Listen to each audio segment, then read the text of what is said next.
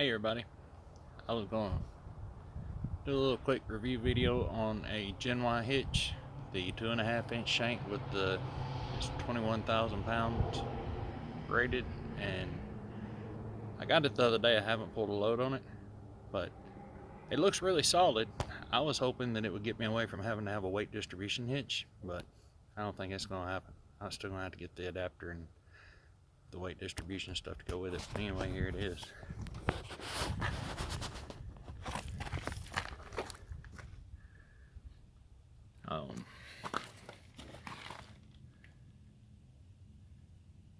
There's that.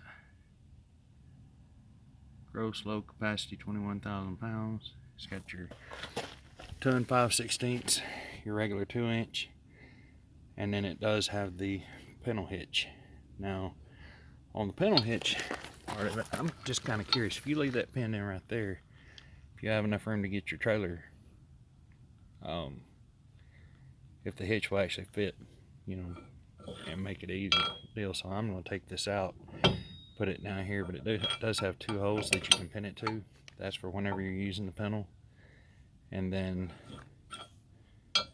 to get it out, I'm not real crazy that to get it out I have to take this and slide all this stuff around. You know, this thing is not light. I'm a big boy, and it takes both hands just to pick this piece up to slide it in the receiver. And this stuff right here is pretty heavy as well, especially when you're trying to mess with one hand. So what I'm going to do is put it down here in this bottom hole where it's out of the way, and that should be about where I need it to run. And then on this one, you can either pin it to where it's sticking out a little bit on this side, or you can pin it to where it's hanging out a little bit on this end. There are 2 holes in it for you to pin it. And my thoughts, so it's out of the way, out of sight, and out of mind, is that's where I want it.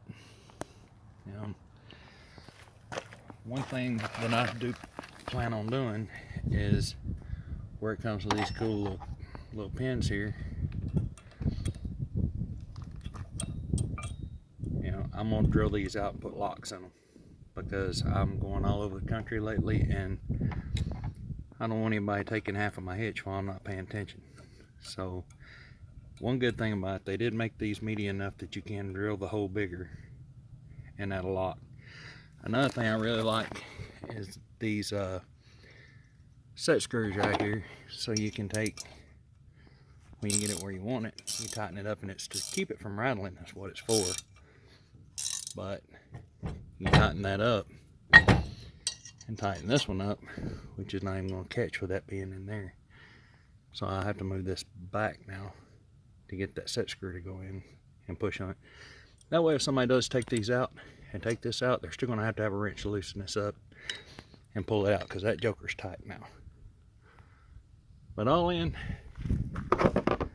I've not hooked a trailer to it yet, but as far as the hitch itself, I think I'm going to be pretty happy with it.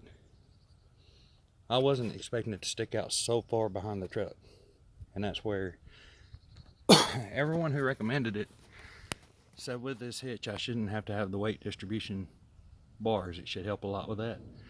I just don't see how. So maybe I'll make another review whenever I get it, after I've used it a few times, and see how it's going to work. But anyway, that's what I got.